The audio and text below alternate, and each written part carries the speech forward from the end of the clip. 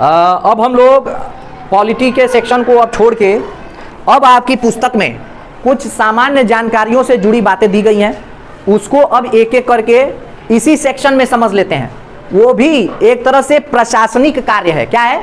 वो भी एक प्रशासनिक काम है, तो सुरक्षा से संबंधित काम है, बड़े स्तर पर काम है, तो इसको हम लोग पढ़ें, क्योंकि आपकी परीक्षा में हर साल 1 या 2 क्वेश्चन इन सभी से पूछे जाते हैं। ठीक है, तो इस आज के वीडियो में हम लोग ऐसे ऐसे छोटे छोटे पार्ट्स को हम लोग क्या करेंगे, डिस्कस कर लेंगे, जो परीक्षा की दृष्टि से क्या है, महत्वपूर्ण है। बच्चे इसको पढ़ते नहीं है, बहुत सामान्य से क्वेश्चन बस पूछ ले जाते हैं। एक बार अगर इस पर चर्चा हो जाए तो आप वहां पर जरूर इसको हल कर ले जाएंगे, मुझे पूरा विश्वास है। आइए, तो सबसे पहले इसमें हम लोग आज पढ़ेंगे संयुक्त राष्ट्र संघ, यूनाइटेड नेशन ऑर्गेनाइजेशन, संयुक्त राष्ट्र संघ के बारे में जानना है, जो आपकी परीक्षा में इससे प्रश्न आता है। संयुक्त राष्ट्र संघ, इसकी रूपरेखा वास्तव में 21 अगस्त 1944 को क्या हुई, तैयार करना प्रारंभ हुआ। ठीक है, इसकी एक बैठक हुई, इसकी रूपरेखा जो थी वह 21 अगस्त को इसका निर्माण हुआ, और यह बैठक लगभग 7 अक्टूबर 1944 तक चली। अगस्त से लेकर अक्टूबर तक इसकी बैठक चली, इसकी रूपरेखा तैयार हुई, और इसकी स्थापना 24 अक्टूबर 1945 को इसकी स्थापना हो गई। ये याद रखना, पूछेगा यूनाइटेड नेशन की स्थापना कब हुई थी, 24 अक्टूबर 1900, ये मस्ट इंपॉर्टेंट, ये नहीं पूछेगा। तो 24 अक्टूबर 1945 को इसकी रूपरेखा तैयार हुई। देखो, संयुक्त राष्ट्र संघ की स्थापना का विचार ऐसे ही नहीं आ गया अमेरिका में। अमेरिका में उस समय जो तात्कालिक राष्ट्रपति थे फ्रैंकलिन डी रूजवेल्ट, आपकी किताब में है, तो आपसे ये तो नहीं पूछेगा, लेकिन अमेरिका में 1945 में संयुक्त राष्ट्र संघ की स्थापना का विचार ऐसे ही नहीं आ गया। इससे जस्ट कुछ ही महीने पहले 7 अगस्त और 9 अगस्त को, कब बेटा, 6 अगस्त 1945 और 9 अगस्त 1945 को अमेरिका ने ही, जिस अमेरिका ने कह रहा है कि मैं पूरे विश्व में शांति का प्रचार करेंगे, उसी अमेरिका ने जो 21 अगस्त को रूपरेखा तैयार करता है और 6 अगस्त और 9 अगस्त 1945 को इसकी स्थापना से जस्ट कुछ महीने पहले इसने जापान पर ऐसा विध्वंस मचाया कि आज की दुनिया में, आज की वर्तमान दुनिया में इतना अत्याचार किसी के द्वारा नहीं किया गया था। हिरोशिमा और नागासाकी नाम के शहर पर, एक जापान छोटा सा द्वीप है, एक छोटे से द्वीप पर अमेरिका ने क्या किया, द्वितीय विश्व युद्ध को खत्म करने के नाम पर या इस पूरे विश्व में अपना वर्चस्व स्थापित करने के नाम पर इसने जापान जैसे छोटे से द्वीप पर 2 परमाणु हमले किए और पूरी दुनिया देखती रह गई। और 6 अगस्त और 9 अगस्त 1945 को जापान के हिरोशिमा और नागासाकी पर लिटिल बॉय और फैट मैन, 6 अगस्त को लिटिल बॉय और 9 अगस्त को फैट मैन, क्या, लिटिल बॉय और 9 अगस्त को फैट मैन नाम से इसने परमाणु हमला किया। और इस परमाणु हमला का ये परिणाम हुआ मेरे बच्चों कि जापान में आज भी वहां पर, खैर अब तो चीजें से निकल चुका है जापान आगे, जापान आज भी वहां पे कहा जाता है कि बच्चे जो पैदा होते हैं वो पूर्ण रूप से विकसित नहीं होते हैं।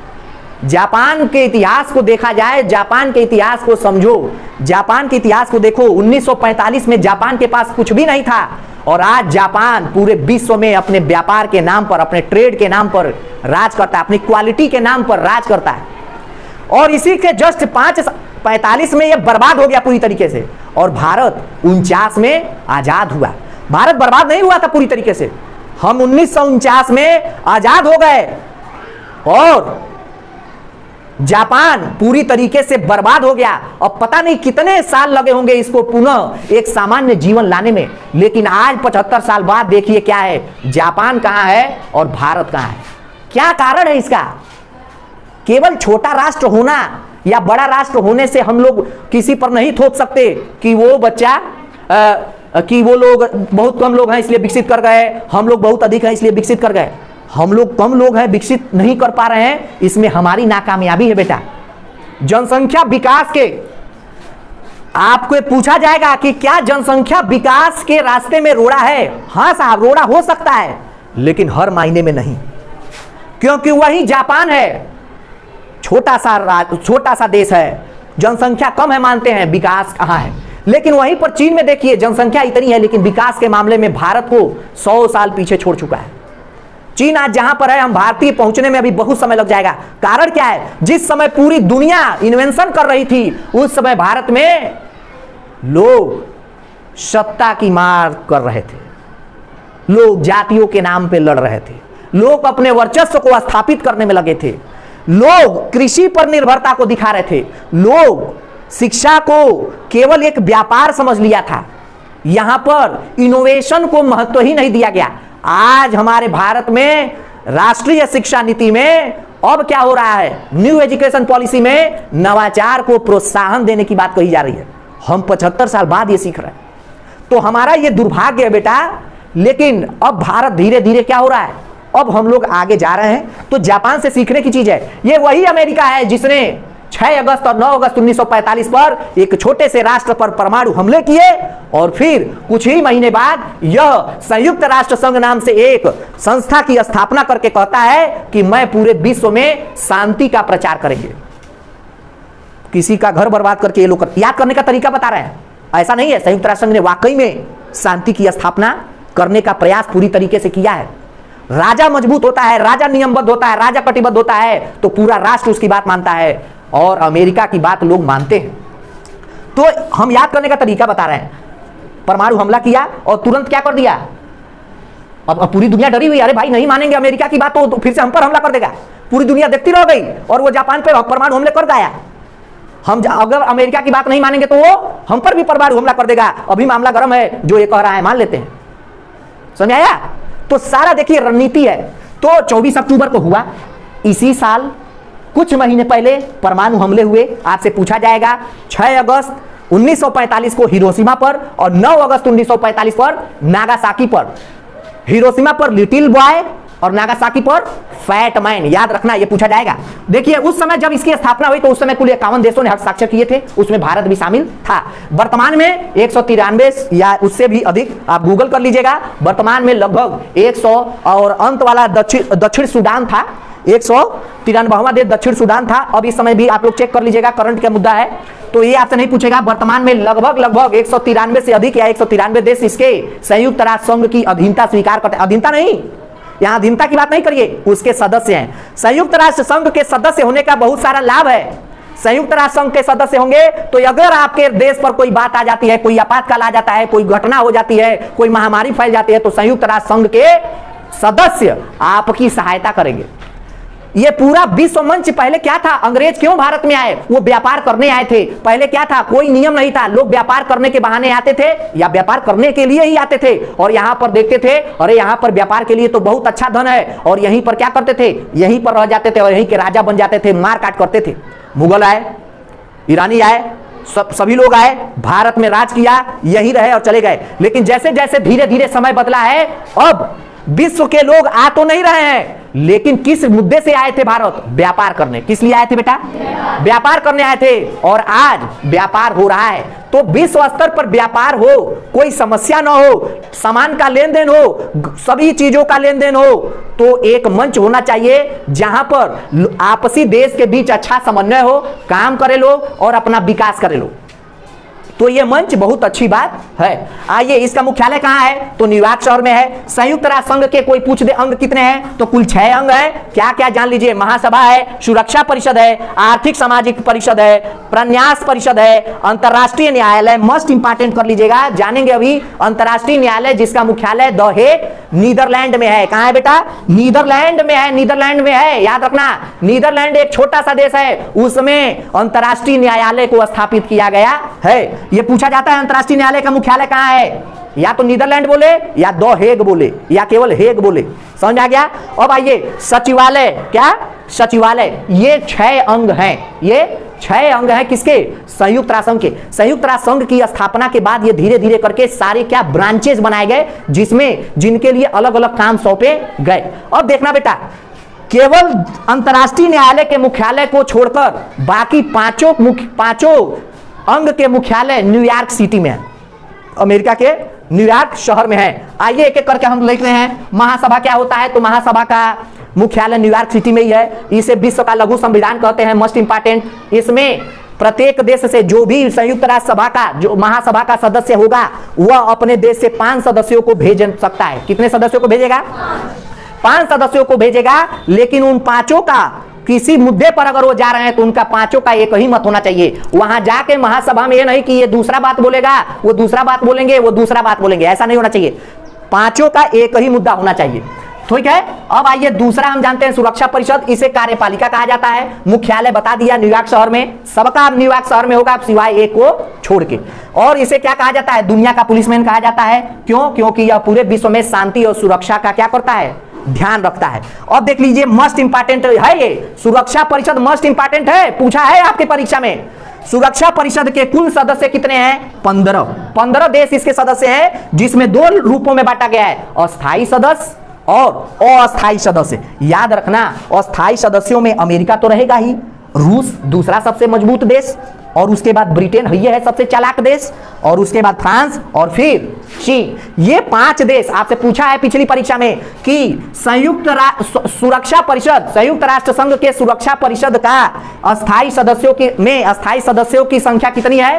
कुल सदस्य 15, अस्थायी सदस्य 5 और अस्थायी सदस्य 10। अब जान लेना बेटा, भारत सुरक्षा परिषद का अस्थायी सदस्य क्या है? अस्थायी है।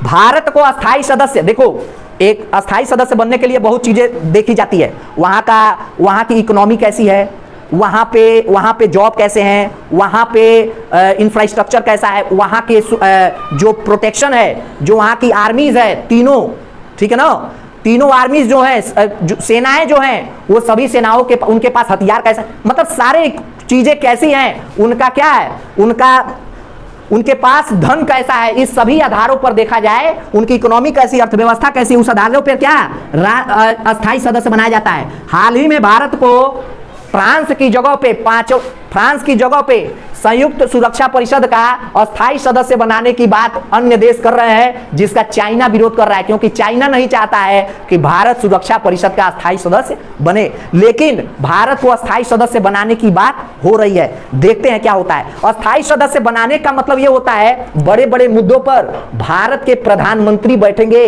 और चर्चा होगी। तो भारत की सुरक्षा के लिए बहुत बड़ी बात है, भारत के विकास के लिए बहुत बड़ी बात है। इसीलिए हमने बोल दिया, हम भारतीय बहुत आगे जा रहे हैं बेटा, अपने आप को कमजोर ना करो, बढ़िया से पढ़ो। बढ़िया से पढ़ोगे तो आने वाले समय में अथाह पैसा है तुम्हारे पास, ठीक है, बहुत कुछ करोगे तुम अपनी लाइफ में। इनोवेटिव माइंड डेवलप करो अपने अंदर, क्रिएटिविटी लाओ अपने अंदर, नहीं तो एग्जिस्ट नहीं कर पाओगे इस भागती दुनिया में। इतना लोग फास्ट हो जाएंगे। अपने आप को डेवलप करो। देखो प्राइवेट स्कूल्स को देखो, प्राइवेट स्कूल्स हर छोटे छोटे प्रोग्राम्स को करता है, हर छोटे छोटे प्रोग्राम पे बच्चे खुद इनोवेशन लेकर आते हैं, खुद अपने आप को एक नया हुलिया देते हैं, वहां टीचर बस बोल देते हैं। हर एक त्योहार, हर एक फंक्शन, हर एक डेज को प्राइवेट बच्चे मना रहे हैं। क्या वो पढ़ाई नहीं करते हैं? नहीं, तुम नंबर को इंपॉर्टेंस देते हो और वो क्रिएटिविटी को इंपॉर्टेंस देते हैं प्राइवेट वाले। और सरकारी स्कूल में केवल पढ़ा के नंबर कर, बेटा पास हो जा, पास तो हो ही जाओगे यार, कोई फेल हो रहा है क्या? अब क्रिएटिविटी को डेवलप करो। अगर चाहते हो कि इस दुनिया में एग्जिस्ट करना है तो पूरी दुनिया में चाइना एग्जिस्ट कैसे कर ली? पूरी दुनिया में लोग कहते हैं कि हम बड़े बड़े सामान का ट्रांसपोर्ट करेंगे, बड़े बड़े सामान, बड़ी बड़ी चीजों को ट्रांसपोर्ट करिए। चाइना ने कहा हम बड़े नहीं, हम छोटे छोटे सामान का ट्रांसपोर्ट करेंगे। हम जो पूरी दुनिया की आवश्यकता है हम उसको डेवलप करेंगे। चाइना एक बड़े से बल्ब से लेके एक छोटा सा बल्ब बनाता है जो दिवाली में तुम लटकाते हो। बड़ा से बड़ा गाड़ी के साथ साथ उसने एक छोटा सा खिलौना बनाता है। ये कैसे हुआ? चाइना कैसे यहां तक चला गया? चाइना ने क्या किया? लोगों की जरूरत को पहले समझा जाए। पूरे विश्व पे राज करना है तो पहले घर में राज करना पड़ेगा। घर में छोटी छोटी आवश्यकता है, छोटे छोटे क्रिएटिव को डेवलप करो, छोटी छोटी आवश्यकताओं को पूरा करो, दुनिया आपको पूछेगी। तो चाइना आज क्या है? पूरे भारत पे राज कर रहा है। चाइना का सामान लोग खरीद रहे हैं। क्यों? सस्ता है तो अच्छा है। महंगा लेके क्या करेंगे? आज जिसके भी हाथ में मोबाइल देखो 80% लोग ऐसे हैं जिनके हाथ में चाइना मोबाइल चलता है। क्या है? अगर महंगी चीजें 50,000 में मिल रही हैं, अगर वही चाइना कहता है कि मैं 10,000 रुपए में हर एक के हाथ में मोबाइल दे दूंगा, तो लोग 50,000 का लेने जाएंगे कि 10,000 का? चाइना ये चीज सोचता है। ये छोटे छोटे, ये कहां से शुरू हुआ? जैसे अभी देखे थे एक वीडियो वायरल हो रहा था, हमारे इसी गांधी जयंती के दिन एक स्कूल में एक बच्ची डांस कर रही थी, बहुत ही एक गाने पर डांस हो रहा था, किसी बॉलीवुड गाना था। छोटी छोटी बच्चियां, हमें लगता है वो कक्षा 5-6 की होंगी, वो बच्चियां डांस कर रही हैं। कक्षा 5-6 की भी नहीं होंगी, 2 से 3 की होंगी। भारत में लिखा था, उतना अच्छा आया था, उस पर लिखा था भारत में ये सिखाया जाता है स्कूलों में। और चाइना में एक छोटी सी बच्ची बड़ा सा हथौड़ा लेके वो किसी को पीट रही है, बड़ा सा हथौड़ा लेके किसी लोहे को पीट रही है। एक चाइना की बच्ची है जिसको ग्लव्स पहनाया गया है, और वो क्या कर रही है? टायर जो टायर है, पंचर टायर होता है तो टायर को निकाला जाता है ना, उसमें से ट्यूब निकाल रही है, एक स्क्रू ड्राइवर से स्क्रू खोल रही है। कभी खोले हो? हम डांस कर रहे हैं, हम क्या कर रहे हैं? अमेरिका ने, जो बड़े देशों ने ऐसे ही फेंक दिया है, बस उसी पे हम वायरल होना चाहते हैं। भारत कहां जा रहा है? भारत के महारथी लोग, सामान्य की बात छोड़ो, महारथी लोग जो इतने बड़े विद्वान हैं, इतने महाज्ञानी हैं, वो लोग अपना वीडियो बनाते हैं तो पीछे यूट्यूब का एक छोटा सा कागज लटका देते हैं और यूट्यूब का प्लेट लटका देते हैं कि मैं बहुत महान हूं, मेरे पीछे देखो यूट्यूब से मुझे ये मिला। तो जब हम नौकर खुद अपने आप को मान रहे हैं, अपने आप के हर विचार में, अपने कल्चर में घुसा दिए हैं कि हम नौकर बन चुके हैं, तो हम कहां से हम पूरे विश्व पे राज करेंगे? यूट्यूब हमें देगा, प्लेट देगा, तब हम मानेंगे कि हाँ हम अच्छे हैं। बड़े से बड़े लोग, ठीक है, सिल्वर गोल्ड तो पता नहीं क्या क्या लगा रहे हैं लोग। ये सब मत करो, मेहनत करो। एक छोटा सा बच्चा है, कलम कैसे बनाया जाता है इस पर पहले रिसर्च करो। एक मिट्टी का घड़ा कैसे बनाया जा रहा है इस पर रिसर्च करो। एक खिलौना कैसे बनाया जा रहा है इस पर रिसर्च करो। एक डॉल कैसे बनाया जा रहा है इस पर रिसर्च करो, इस पर काम करो। छोटी छोटी चीजें, बारीकियों को पकड़ो अगर तुम्हें एग्जिस्ट करना है इस दौड़ती दुनिया में तो, ठीक है। तो ये सब चीजें हैं बेटा। हम भारतीय क्या, हम सपना बहुत बड़ा देखते हैं। जैसे कहा जाता है, हमारे भारत के दिमाग में घुसा दिया गया बेटा सपने बहुत बड़े देखना। सपना बहुत बड़ा देखने के चक्कर में हमारी युवा पीढ़ी बर्बाद हो रही है। सपना बड़ा नहीं, वो सपना देखो, सपने बड़े नहीं देखना है, जो दिख रहा है उसी को सपना बना लेना है। ये कॉलेज है, ये स्कूल है, इसको एक ऐसा ढांचा तो दो कि लोग तुम्हारी प्रशंसा करें। अगर बड़े हो जाएंगे तो यहां पे कुछ करेंगे ना, बड़े कभी होगे और ना कभी होगा, ठीक है। बड़ा बन के नहीं हो पाते हो, सतत काम करना पड़ता है तब इंसान। अब बड़ा बनकर करोगे क्या? यही बड़ा है। अभी बच्चे हो, इसी को तुम्हारे पास है, ये पूरा मिला हुआ है, सरकारी है, अच्छा करके दिखाओ। लेकिन क्या इसमें क्या रखा है? तुम वीडियो बना रहे हो, वीडियो बना के अपना समय जाया कर रहे हो, ठीक है। तो हमें क्या करना है? सपने बड़े मत देखो, हमारा सिद्धांत पालन करो। देखो आज आ रहा था तो मैं यही सोच रहा था, देखो आज बता दे रहे हैं। देखो मैं आ रहा था तो मैं ये सोच रहा था कि हम लोग इतने क्यों एकदम डिस्टर्ब हो चुके हैं। कभी एक सामान्य सा जीवन देखो, अनुभव से सीखो, प्रकृति को सीखो, प्रकृति में जो भी चीजें हो रही हैं उसको सीखो, तो ये सारी बातें जान जाओगे। मैंने ये मेरे दिमाग में ऐसे ख्याल आ गया, एक दीपक होता है तो हम क्या हैं? दीपक हैं। हम क्या है बेटा? एक दीपक होता है। तो जब दीपक जलता है तो जब हवाएं चलती हैं, चाहे सामान्य हवाएं भी चलती हैं, जैसे पंखा ही चल रहा है, तो उस दीपक को जलाने के, दीपक को ऐसे छोड़ दोगे तो क्या होगा? वो ऐसे ऐसे उसकी लपटें ऐसे ऐसे होंगी, ऐसे ऐसे होंगी। अगर हवा तेज रहेगा तो क्या हो जाएगा? बुझ जाएगा।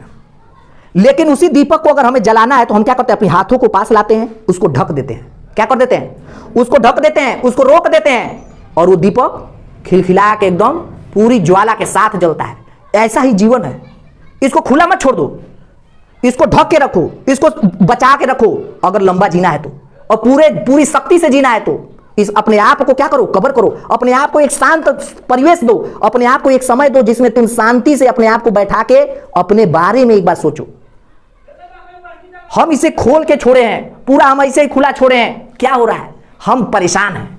क्या है? हम बिल्कुल परेशान हैं। दीपक को देखते हो कि उसको बुझने से बचाने के लिए हम लोग क्या करते हैं? उसको अपने हाथों से उसको सुरक्षा देते हैं, और वो तड़तड़ा के एकदम खिलखिला के जलता है। उसकी ज्वाला अब इधर उधर नहीं होती है, सीधे ऊपर जाती है। इसी तरह तुम्हारा जीवन है, इसको एकांतता दो, इसको शांति दो, थोड़ा अकेले में बैठो, थोड़ा विचार करो, थोड़ा आगे बढ़ने का सोचो। ये हवाएं क्या हैं? ये तुम्हारी इंद्रियां हैं जो तुम्हें प्रभावित करती हैं। इन पर नियंत्रण स्थापित करो, जीवन में कभी भी पिछड़ोगे नहीं। लेकिन अगर तुमने अपने आप को ध्यान में नहीं दिया तो तुम्हारी ज्वाला बहुत जल्दी बुझ जाएगी। ठीक है, समझ में आया? ये बातें हैं, ये हमारी आंखों के सामने होता है लेकिन हम ध्यान नहीं देते हैं। तो समझ में आ गया बेटा, चाइना विरोध कर रहा है। अगला आते हैं, आर्थिक व सामाजिक परिषद क्या है? तो इसके कुल सदस्य कितने हैं? जब बना था तो 18 थे, अभी 54 इसके सदस्य हैं। इनका कार्यकाल 3 वर्ष का होता है, ये नहीं पूछता है। प्रन्यास परिषद क्या है? तो राष्ट्र के आर्थिक इसमें इसके सदस्य क्या करते हैं? राष्ट्रों की आर्थिक सहायता प्रदान करते हैं। कोई गरीब राष्ट्र है तो उनको आर्थिक सहायता प्रदान करते हैं। और इसमें कुल कितने सदस्य हैं? 12। और तुम्हें पता है जिनका और जिस राष्ट्र की अर्थव्यवस्था अच्छी होगी वही इनके सदस्य होंगे, अमेरिका, रूस, फ्रांस। सचिवालय, तुम्हारा यह प्रश्न है कि सचिवालय के प्रमुख को महासचिव कहा जाता है। अभी हाल ही में तो एंटोनियो गुटेरस थे।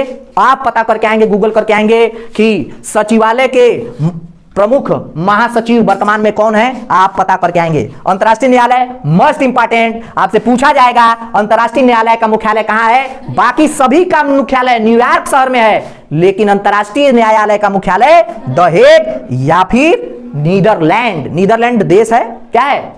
नीदरलैंड है, ठीक है ना, द हेग शहर में है। स्थापना कब हुआ था? तो 3 अप्रैल 1946 में हुआ था। और इनके न्यायाधीशों की संख्या कुल 15 है। किसी भी, और इनका कार्यकाल कितने वर्ष का है बेटा? 9 वर्ष का है इनका कार्यकाल। और इनकी न्यायाधीशों की संख्या कितनी है? 15 है। लेकिन किसी भी विषय पर अगर उन्हें कोई परिणाम और रिजल्ट सुनाना है तो कम से कम 9 न्यायाधीश बैठने चाहिए। कितने न्यायाधीश? न्यायालय के संचालन तभी होगा, तभी चर्चा परिचर्चा। और ये अंतर्राष्ट्रीय न्यायालय है, किसी देश का नहीं है। अंतर्राष्ट्रीय न्यायालय जैसे भारत में, भारत के जब कोई, मान लो कोई सेना का सिपाही या फिर वायु सेना का सिपाही जब पाकिस्तान में पकड़ लिया जाता है, तो अभी हाल ही कुछ साल पहले की घटना है, एक हमारे सेना के सिपाही पकड़े गए। उनकी बात गई, पाकिस्तान कहता था कि नहीं ये खुफिया एजेंट है, ये हमारे देश में आकर क्या कर रहा था, यहां से हमारी चीजों को चुरा कर ले जा रहा था। भारत के लोग कहा नहीं ये हमारे देश के हैं, ये जा रहे थे विमान से तो विमान इनका खराब हो जाने का लैंड कर गया। अब ये बात कहां जाएगी? अब 2 देशों के बीच का युद्ध है और 2 देशों की बात कहां जाएगी? भारत में इसका मामला सॉल्व होगा नहीं, अंतर्राष्ट्रीय न्यायालय में जाएगा। कहां जाएगा? अंतर्राष्ट्रीय न्यायालय में मामला जाएगा और अंतर्राष्ट्रीय न्यायालय में चर्चा होगा और वहां पर फैसला सुनाया गया कि यह भारत के ये जो भी सेना के हैं सिपाही वो वहां गए थे, वो खुफिया एजेंट नहीं है, ऐसा मामला आया था और छोड़ दिया था। अंतर्राष्ट्रीय न्यायालय देशों के बीच की मध्यस्थता का काम करता है। ठीक है, उनके बीच अगर कोई समस्या आ जाती है तो क्या करेगा? अंतर्राष्ट्रीय न्यायालय काम करेगा। अंतर्राष्ट्रीय न्यायालय के न्यायाधीश जब तक 9 न्यायाधीश, 15 में 9 न्यायाधीश नहीं बैठेंगे तब तक उनका कार्यवाही शुरू नहीं होगा। याद रखना, पूछा जाएगा अंतर्राष्ट्रीय न्यायालय के न्यायाधीशों का कार्यकाल कितने वर्ष का होता है? 9 वर्ष। और कितने साल, कितने होते हैं न्यायाधीश? भारत में कुल कितने हैं? 31। एक मुख्य न्यायाधीश, वैसे 30 है और एक मुख्य न्यायाधीश को लेकर कितने हैं? 30। तो फटाक से, और भारत के पहले अंतर्राष्ट्रीय न्यायालय में न्यायाधीश नियुक्त हुए थे वो कौन? डॉक्टर नागेंद्र सिंह। कौन बेटा? कुछ अब हमने ये पढ़ लिया क्या होता है संयुक्त राष्ट्र संघ, और उसके बाद विश्व मंच पर विभिन्न तरह के संगठन तैयार किए गए हैं देशों को मिलाकर। ठीक है, ये देश क्या करते हैं, अपने द्वारा समय निर्धारित किए हैं कि इस समय हम बैठक करेंगे और पूरे अब तक की चर्चा करेंगे और आगे आने वाले समय की चर्चा करेंगे कि किस प्रकार से हम सिचुएशंस को हैंडल करेंगे या किस प्रकार से अब हम काम करेंगे। तो विभिन्न तरह की संस्था है, सभी देश मिलकर काम करते हैं, सभी देश नहीं जो इसके सदस्य होंगे। तो आइए कुछ विभिन्न संगठन के नाम जान लेते हैं जो आपकी परीक्षा के लिए इंपॉर्टेंट है। इसमें क्या होता है, संगठन दे देगा, कह देगा कि उसका मुख्यालय कहां है या फिर इसकी स्थापना कब हुई थी। ठीक है, तो आइए कुछ महत्वपूर्ण है वही हम केवल नोट कर रहे हैं, बाकी देख लिया जाएगा। विश्व पर्यटन संगठन, world tourism organisation, Madrid Spain में है। ठीक है ना। और इसकी स्थापना 1925 में हुई थी। हालांकि ये कम इंपॉर्टेंट है, ठीक है। वर्ल्ड बैंक, विश्व बैंक मस्ट इंपॉर्टेंट है, याद रखना। सरकारी स्कूल में पढ़ रहे हो, सरकारी स्कूल में पैसा शिक्षा समवर्ती सूची का विषय तो है, जिसपे केंद्र और राज्य दोनों पैसा खर्च करते हैं। 60% केंद्र देती है और 40% राज्य देती है। लेकिन याद रहे, सरकारी स्कूल के लिए फंड वर्ल्ड लेवल पर अगर कोई देता है तो वह विश्व बैंक देता है बेटा, ठीक है। और विश्व बैंक को अगर वर्ल्ड लेवल पे पैसा दिया जा रहा है तो वर्ल्ड लेवल से सर्वे भी होता है। तो आपके लिए यूनिसेफ नामक संस्था आती है और आपका सर्वे करती है।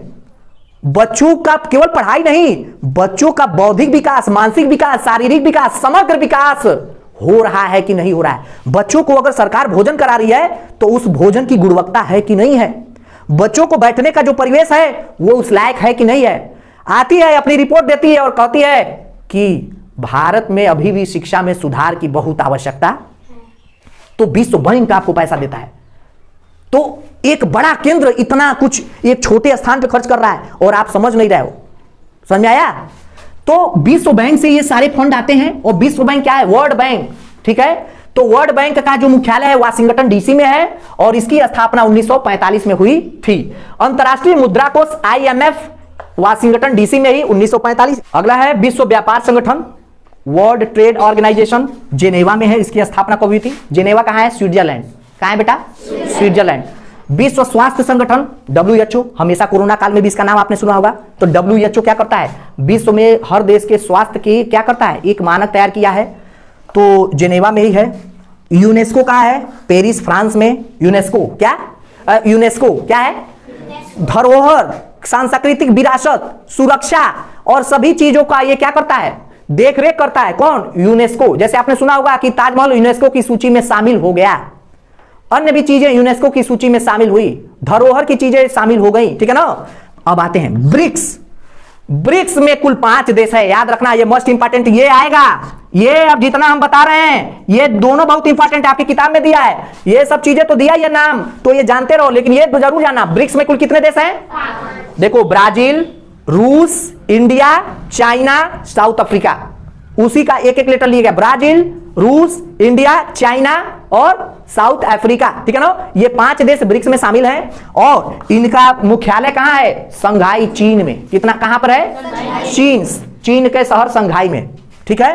अब आ जाओ, दक्षेश कहा जाता है या सार कहा जाता है। किताब में देखोगे ऐसे करके और उसमें फूल की डिजाइनिंग बनी होगी, तो किताब में है आपके। सार्क या दक्षेश, सार्क या दक्षेश, कुल 8 देश शामिल हैं और इसका मुख्यालय मोस्ट इंपॉर्टेंट हमारे पड़ोसी देश नेपाल की राजधानी काठमांडू में है। और यूनिसेफ क्या करता है? शिक्षा, स्वास्थ्य, सुरक्षा, बेहतर जीव परिवेश के लिए क्या करता है? हमेशा अपने रिपोर्ट जारी करता है और इसका भी मुख्यालय कहां है? न्यूयॉर्क में है। तो लगभग जेनेवा में है, वाशिंगटन डीसी में है, न्यूयॉर्क। लेकिन ये दो देखोगे चाइना और कहां है? नेपाल में है, इसीलिए महत्वपूर्ण है। कुछ और बातें याद रखना। हाँ, मैंने ये बोला सार्क में कुल कितने देश शामिल हैं? 8 देश, लिख लो। सार्क, बांग्लादेश, भूटान, भारत, मालदीव, नेपाल, पाकिस्तान, श्रीलंका, अफगानिस्तान। मतलब भारत के पड़ोसी जितने भी देश हैं, सीमा से जुड़े हुए और सीमा से नहीं जुड़े हुए भी। जैसे मालदीव सीमा से नहीं जुड़ा हुआ है, ठीक है ना। बांग्लादेश पूछ लेगा प्रश्न, भारत की सबसे अधिक सीमा किस तट सीमा सबसे अधिक किस देश से जुड़ी हुई है? याद रखना, सब लोग मार आते हैं नेपाल या पाकिस्तान मार देते हैं। सबसे अधिक अगर सीमा किसी से हमारी टच होती है तो बांग्लादेश से। किससे? बांग्लादेश से सबसे अधिक, क्योंकि पूरा ये ऐसे घूम के पूरा ऐसे है, ठीक है ना। तो बांग्लादेश से टच होती है, ठीक है, लिख लो। श्रीलंका से टच नहीं होती है, ठीक है ना, लेकिन श्रीलंका भी किसमें? सार्क में शामिल है। कोई दिक्कत? तो ये आप नोट कर लीजिएगा। कुछ महत्वपूर्ण जो आपकी परीक्षा में आया हुआ है, ये बच्चा पूछता है। WWF लिख लो। हालांकि ये जब हम पर्यावरण पढ़ाएंगे तो ये पूछेंगे। World wild life fund, world wild life fund.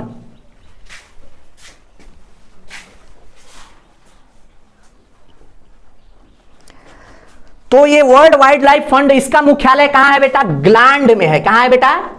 Gland, Switzerland. कहां है बेटा? स्विट्जरलैंड के ग्लैंड में है। Switzerland, Switzerland. स्विट्जरलैंड को क्या कहा जाता है? धरती का स्वर्ग, धरती का, जैसे भारत में कश्मीर को कहा जाता है, ऐसे ही स्विट्जरलैंड को धरती का। और देख लो स्विट्जरलैंड में जेनेवा है, ग्लैंड, ठीक है, यही है बेटा। हिंदी में इसको कहा विश्व वन्य जीव संरक्षण कोष। विश्व वन्य वाइल्ड लाइफ, इसी को बोला जाता है वन्य जीव संरक्षण कोष, ठीक है ना? कोष, WWF। WWF मार वाला WWF नहीं, ये क्या करता है? वन्य जीवों के संरक्षण के लिए, जैसे संकटग्रस्त लाल पांडा, लिख लो, संकटग्रस्त लाल पांडा कहां मिलता है? चीन में। कहां मिलता है बेटा? चीन में मिलता है। संकटग्रस्त जीवों के लिए, संकटग्रस्त जीवों के संरक्षण के लिए ये क्या करता है? क्या करता है? फंड देता है, पैसे देता है उनकी सुरक्षा के लिए। किसको? देश को। आपको पता होना चाहिए कि red data book, data book क्या है? रेड डाटा बुक पढ़ाएंगे। रेड डाटा बुक जिसमें विलुप्त प्राय जीवों, विलुप्त हो रहे जीवों के क्या, या वनस्पतियों के जीवों और वनस्पतियों का क्या है? एक संग्रहण किताब है जिसमें उनकी सूची बनाई गई है। कौन अत्यंत संकटग्रस्त है, कौन संकटग्रस्त है, किसकी उपलब्धता है, अभी संकट से बाहर है, कौन विलुप्त हो चुका है, मतलब अब नहीं है। तो लाल पांडा संकटग्रस्त है, डायनासोर विलुप्त हो गया है, टाइगर, चीता विलुप्ति के कगार पे था। देखो कोई पूछ लिया जाता है कितने वर्ष से विलुप्त तो माना जाएगा? पीछे 50 वर्ष से अगर वो नहीं दिख रहा है तो उसे क्या मान लिया जाएगा? विलुप्त हो गया। तो रेड डाटा बुक याद रखना, विलुप्त प्राय जीव और पादपों का क्या है? सूची है। कुछ इंपॉर्टेंट और भी संस्थानों के लिए पूछ रहे हैं जो भारत से जुड़े हुए हैं, जैसे राष्ट्रीय भारतीय अंतरिक्ष अनुसंधान। इसकी स्थापना लगभग 1962 में विक्रम साराभाई की अध्यक्षता में हुई थी। इसीलिए भारतीय अंतरिक्ष अनुसंधान के जनक या भारतीय अंतरिक्ष के जनक किन्हें कहा जाता है? विक्रम साराभाई को कहा जाता है, ये पूछा जाता है। तो राष्ट्रीय भारतीय अंतरिक्ष अनुसंधान की स्थापना हुई 1962 में, ये तो नहीं पूछा जाता है। फिर उसके बाद सन 1969 में भारतीय राष्ट्रीय अंतरिक्ष अनुसंधान समिति का पुनर्गठन किया गया, समिति तैयार की गई, जो बाद में चल के भारतीय राष्ट्रीय अंतरिक्ष अनुसंधान संस्थान का नाम बदल के क्या कर दिया गया? भारतीय अंतरिक्ष अनुसंधान संगठन, इसरो नाम दे दिया गया। क्या नाम दे दिया गया? इसरो नाम पड़ गया, ठीक है ना? 1969, ठीक है, ये याद रखिएगा। हमारे अंतरिक्ष से जुड़ी बात है, अंतरिक्ष से जुड़ी हुई बात है, इसीलिए आप लोग याद रखें और आप लोग पता कर लें, इस बार जाके वो कर लें। और ये अंतरिक्ष अनुसंधान का क्या, हमारे भारत विक्रम साराभाई अंतरिक्ष अनुसंधान का केंद्र कहां पर है? तो तिरुवनंतपुरम में। कहां पर है बेटा? तिरुवनंतपुरम, ठीक है ना? ठीक है ना? और केंद्र बेंगलुरु में है। कहां पर है? बेंगलोर, कर्नाटक, ठीक है। आइए और इसके बारे में और जान लीजिए। विक्रम साराभाई को अंतरिक्ष का जनक कहा जाता है और डॉक्टर एपीजे अब्दुल कलाम जी को मिसाइल मैन कहा जाता है, ये आपसे पूछा जाता है, ठीक है। और इसके अध्यक्ष आप लोग सर्च कर लीजिएगा, इसरो के अध्यक्ष वर्तमान में कौन है? अध्यक्ष, ठीक है ना? इसरो के अध्यक्ष पूछा जाता है। अब आ जाते हैं अंतरिक्ष में जाने वाले प्रथम भारतीय, जान ही रहे हो कौन? हाँ, तो आओ अब हम कुछ, अब अंतरिक्ष में हमने स्पेस में ये उपलब्धि हासिल की, ठीक है, बहुत सारे हम काम कर रहे हैं और बहुत अच्छा भी कर रहे हैं। तो इसरो के बारे में पूछा जाता है और किसके नाम पर? विक्रम साराभाई इनके पिता हैं और इनसे जुड़े हमारे कौन है? डॉक्टर एपीजे अब्दुल कलाम साहब के बारे में पूछा जाता है, तो उन्हें मिसाइल मैन कहा जाता है। अब आइए भारतीय परमाणु अनुसंधान के बारे में बात करते हैं। हम परमाणु, हम एटम, हम इस क्षेत्र में भी आगे हैं। इसकी स्थापना 10 अगस्त 1945 को हुई और इसके डॉक्टर होमी जे भाभा, ये आपसे पूछा जाता है, डॉक्टर होमी जे भाभा परमाणु ऊर्जा आयोग 1948 में गठन किया गया और भाभा परमाणु अनुसंधान केंद्र ट्राम्बे मुंबई में है। नोट कर लीजिए, पूछा गया है भाभा परमाणु अनुसंधान केंद्र। ये क्या होता है? बिजली तैयार किया जाता है। क्या तैयार किया जाता है? भाभा परमाणु अनुसंधान केंद्र ट्राम्बे मुंबई में है। 1954 में परमाणु ऊर्जा कार्यक्रम प्रधानमंत्री की देखरेख में इंदिरा गांधी परमाणु अनुसंधान केंद्र कहां पर है? कलपक्कम में। बस इतना जान लीजिए। और आइए, तो हमने क्या किया, परमाणु अनुसंधान का भी वो कर दिया। अब देखो 1945 की बात है, और 1945 में क्या हुआ था, यूएनओ का भी गठन हुआ था। तो अब हम ये जान लिए कि परमाणु के मामले में भी हम आगे बढ़ रहे हैं। तो इसी क्षेत्र में 18 मई सन 1974 को हम भारतीयों ने पहली बार प्रथम परमाणु परीक्षण किया था। और कहां किया था प्रथम परमाणु परीक्षण? तो ये प्रथम परमाणु परीक्षण हमने जैसलमेर में, पोखरण, इसे क्या कहा जाता है? जैसलमेर के पोखरण में इसे कहा जाता है पोखरण परमाणु परीक्षण। और ये राजस्थान में है, राजस्थान के जैसलमेर में है। राजस्थान के जैसलमेर राज्य में पोखरण परमाणु परीक्षण किया गया था। याद रखना, कब? 1974 में प्रथम परमाणु परीक्षण भारत में पोखरण परमाणु परीक्षण के नाम से जाना जाता है। इसे पोखरण में किया गया था। यह जैसलमेर में है। जैसलमेर कहां है? तो राजस्थान में है। और इसे एक कोड दिया गया, स्माइलिंग बुद्धा। क्या दिया गया बेटा? नोट कर लेना, स्माइलिंग बुद्धा या बुद्ध, हंसता हुआ बुद्ध। ठीक है, हम परीक्षण परमाणु की कर रहे हैं, परमाणु बम की कर रहे हैं, और नाम बुद्ध का दे रहे हैं। मतलब हम केवल इसे शांत रहोगे तो शांत रहेंगे, लेकिन अगर हमला करोगे तो हम भी हमला करेंगे। हमारा यही सिद्धांत है बेटा। ठीक है ना बेटा? तो यह प्रथम परमाणु परीक्षण सफल नहीं रहा, लेकिन फिर 11 और 13 मई 1948 को, इतने लंबे समय बाद, हमने द्वितीय परमाणु परीक्षण किया। और द्वितीय परमाणु परीक्षण को शक्ति 98 के नाम से जाना जाता है। लिख लो, क्या?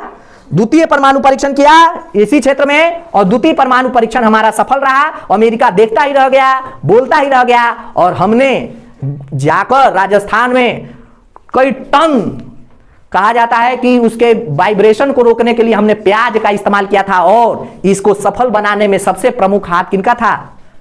डॉक्टर एपीजे अब्दुल कलाम जी का। किसका था?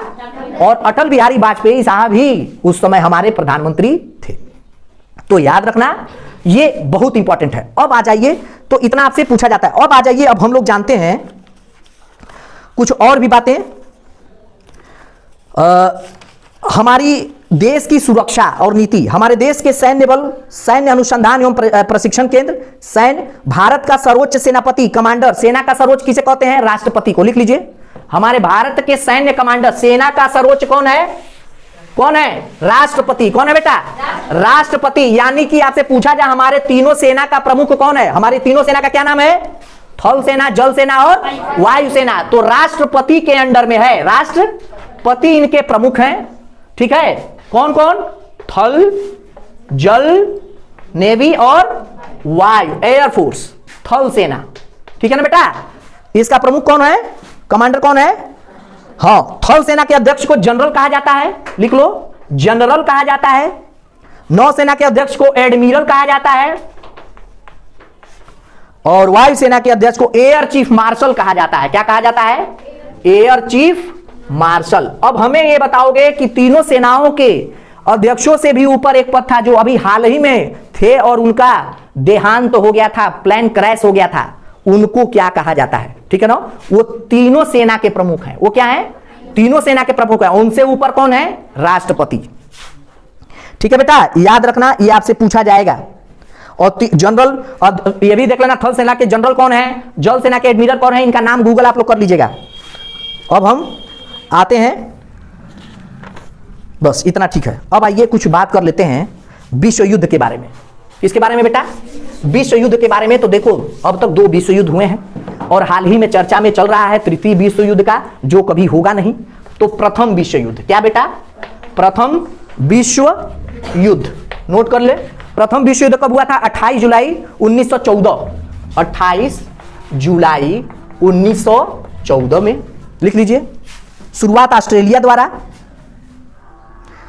सर्बिया पर आक्रमण करके हुआ था। बस सुन लीजिए, प्रथम विश्व युद्ध में 37 देशों ने भाग लिया। कितने देशों ने? 37 देशों ने भाग लिया था। समाप्ति कब हो गया? 11 नवंबर 1918। समाप्त कब हुआ? 11 नवंबर 1918। 4 साल तक चला है प्रथम विश्व युद्ध। ठीक है बेटा? अब आ जाओ द्वितीय विश्व युद्ध। द्वितीय विश्व मस्ट इंपॉर्टेंट है। क्यों? क्योंकि इसमें अमेरिका परमाणु हमला करता है। द्वितीय विश्व युद्ध 1 सितंबर 1939। 1939 में शुरू हुआ। जर्मनी द्वारा पोलैंड पर आक्रमण, जर्मनी में जानते हो हिटलर, जर्मनी द्वारा पोलैंड में आक्रमण कब अंत हुआ है? तो 2 सितंबर, लिख लीजिए 2 सितंबर 1945, देख रहा हो ना। और 1945 में ही क्या हो गया है? अक्टूबर में संयुक्त राष्ट्र संघ की स्थापना। इसका संकेत समझ में आ गया? लिख लो 2 सितंबर 1945।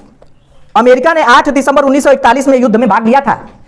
यह नहीं पूछा जाएगा, याद रखना 6 अगस्त 1945 में इसी अमेरिका ने हिरोशिमा पर, किसमें बेटा? हिरोशिमा बच्चा, हिरोशिमा। और 9 अगस्त 1945 को नागासाकी, कहां बेटा? नागासाकी। ये दोनों कहां हैं? जापान के शहर हैं। और यहीं पर पहला little boy, little boy, boy मतलब लड़का, बॉय मतलब बॉय, और नागासाकी पर फैट मैन, क्या बोला जाता है इसको? मोटा आदमी। लिटिल बॉय अभी छोटा, और उस पर बहुत बड़ा। तो हिरोशिमा पर लिटिल बॉय नामक परमाणु हमला करता है और 9 अगस्त 1945 को फैट मैन से हमला करता है और जापान को नेत से नाबूद कर देता है और पूरे विश्व पर अमेरिका का वर्चस्व। लेकिन आज वर्तमान परिस्थितियां बदल चुकी हैं। अब विश्व के ताकतवर देशों में रूस आगे आ रहा है। रूस पूरे विश्व को यह दिखाना चाहता है कि हम, सारी दुनिया देखती रहेगी और हम अमेरिका के वर्चस्व को, यूरोप के वर्चस्व को क्या कर देंगे? खत्म कर देंगे। देखते हैं क्या होता है, लेकिन ऐसा होना संभव नहीं है। देखो, युद्ध तभी तक होते हैं, युद्ध या फिर किसी को दबाने का काम कभी होगा जब दुनिया में केवल एक ही राजा होगा। 2 महाशक्ति जब दुनिया में एग्जिस्ट करेगी, युद्ध नहीं हो सकता। और क्यों नहीं हो सकता? जब वह दोनों महाशक्ति एक दूसरे की एंटी हो। जैसे रूस और अमेरिका कभी एक दूसरे के साथ नहीं आ सकते, और रूस और अमेरिका एक दूसरे के साथ नहीं आ सकते तो कभी भी विश्व युद्ध हो नहीं सकता। अगर किसी देश में ऐसा, जैसे यूक्रेन और इजराइल, ये सब देख ही रहा हो, सऊदी अरबिया, ये सब देशों में क्या हो रहा है? हमले हो रहे हैं ना, ताबड़तोड़ हमले हो रहे हैं। लेकिन अमेरिका सामने नहीं जा रहा, क्योंकि जानता है कि अमेरिका अगर चला जाएगा तो दूसरी ओर से रूस आ जाएगा, और रूस खड़ा हो गया तो उसके साथ अन्य देश भी खड़े हो जाएंगे, कुछ अमेरिका के साथ खड़े हो जाएंगे, और वर्ल्ड वार 3 चालू हो जाएगा, जो संभव नहीं है। जहां 2 बलशाली लोग रहते हो वहां पे कभी युद्ध, उस घर में कभी बंटवारा नहीं होगा जहां पे 2 बराबर लोग रहते हैं। बंटवारा यहां होता है, एक बिल्कुल नहीं कमा रहा है और एक कमा रहा है। जहां दोनों लोग मजबूती से खड़े हैं वहां कभी भी बंटवारा, वहां युद्ध नहीं होगा। तो आपसे अगर पूछा जाए कि आप विश्व युद्ध 3 होगा, न्यूज में दिया जाता है वर्ल्ड वार 3 बस 2 घंटे में, वर्ल्ड वार 3 बस 2 घंटे में। हमारी भारत की मीडिया इतनी बड़ी है जो टीआरपी पाने के लिए क्या करती है? WW3 बस 2 घंटे में।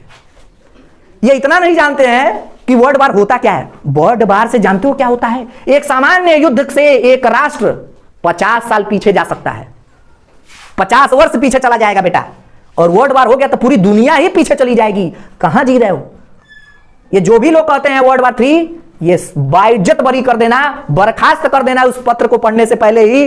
वर्ल्ड वार कभी होगा? ये छोटे पोटे छुटपुट देश लड़ते रहते हैं, ऐसी बातें होती रहती हैं। जैसे शाहरुख खान के पिक्चर में देखे होंगे, कहता होगा कि बड़े बड़े देशों में छोटी छोटी बातें होती रहती है। तो वर्ल्ड वार होगा नहीं, ठीक है ना? क्यों नहीं होगा? क्योंकि वर्ल्ड वार तब तक नहीं होगा जब तक रूस और अमेरिका एक ना हो जाए। रूस और अमेरिका एक हो गए तो क्या होंगे? पूरे विश्व पे राज करने के लिए सभी एक हो जाएंगे और पूरे विश्व को क्या कर देंगे। लेकिन ऐसा कभी होगा नहीं, क्योंकि रूस की पॉलिसी अलग है और अमेरिका की पॉलिसी। रूस कहता है जो युद्ध प्रारंभ करता है वही युद्ध का विजेता माना जाता है। अमेरिका कहता है नहीं, जो युद्ध का अंत करता है वह विजेता कहलाता है। तो इनकी पॉलिसी कभी मेल नहीं खाती है, ये याद रखना। आपसे पूछा जाएगा द्वितीय विश्व युद्ध कब शुरू हुआ और लिटिल बॉय और फैट मैन क्या था। कोई दिक्कत? Thank you so much.